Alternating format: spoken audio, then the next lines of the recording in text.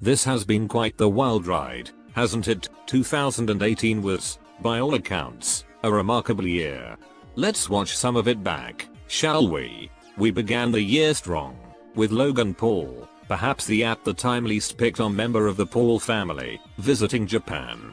This fucking guy, filmed a dead body in the infamous suicide forest, and fucking got away with it.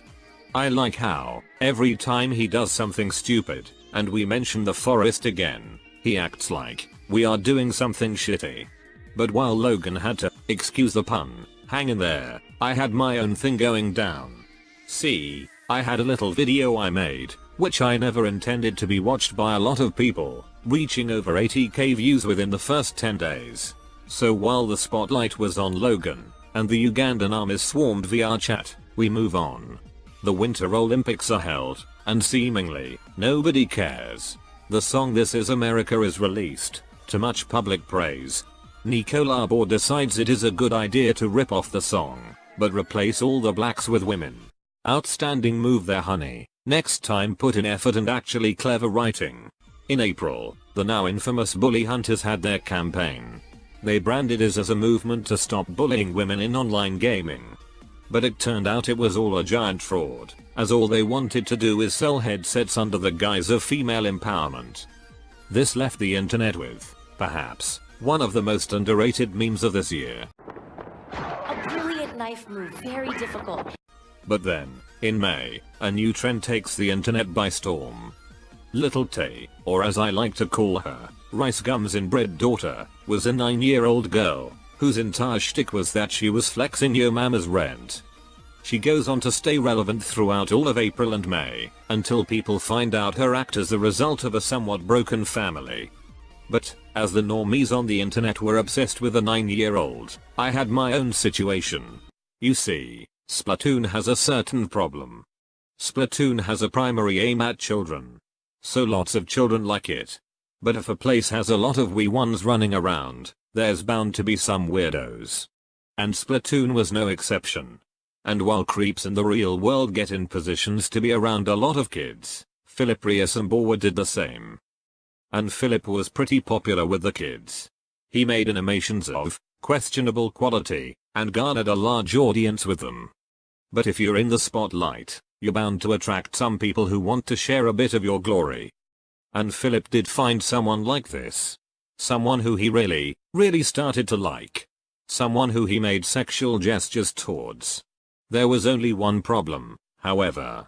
This person was a 15-year-old girl. June rolls around, and with it, a new Electronic Entertainment Expo. EA promises to update Battlefront 2, with Clone Wars content. This gave our prequelmums a whole month worth of material, much to my amusement.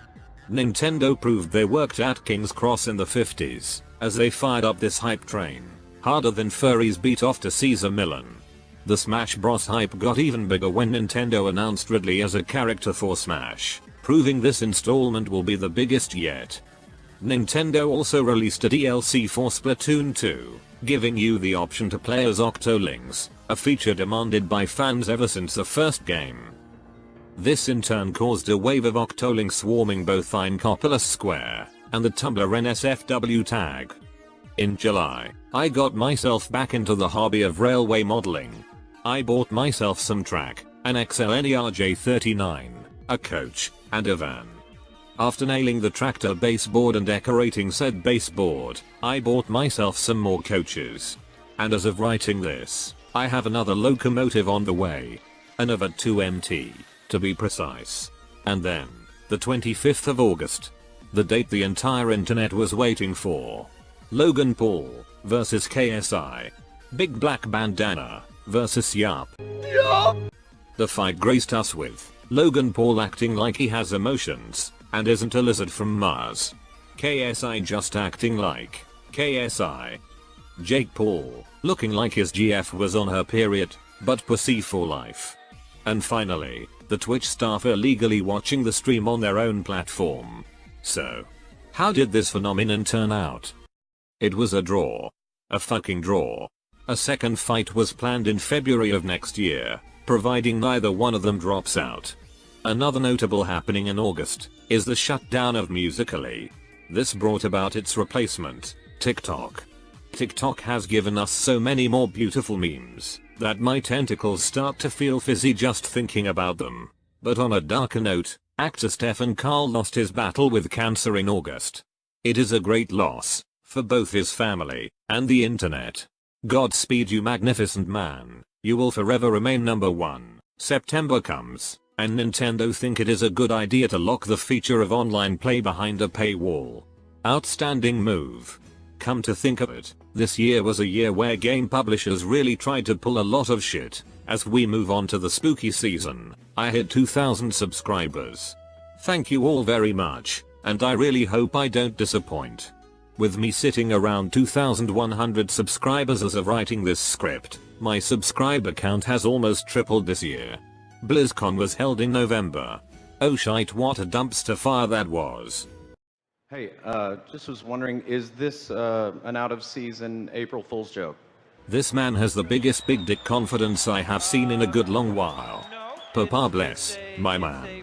December marked the last Splatoon 2 content patch, granting us new abilities and new weapons. Sadly, no new hairstyles. The annual YouTube Rewind is released, hitting 10 million dislikes just a few days out of the gate, making it the most disliked video on YouTube. Ironic. Their algorithm could help out other creators, but not themselves, and that was Flying Scott's year. All in all, a shockingly eventless year, to a point where memes barely lived a single full week. Although personal success was through the roof, the rest of the world wasn't there up with me. With all that being said, thank you for watching, and I hope you'll enjoy my other content as well.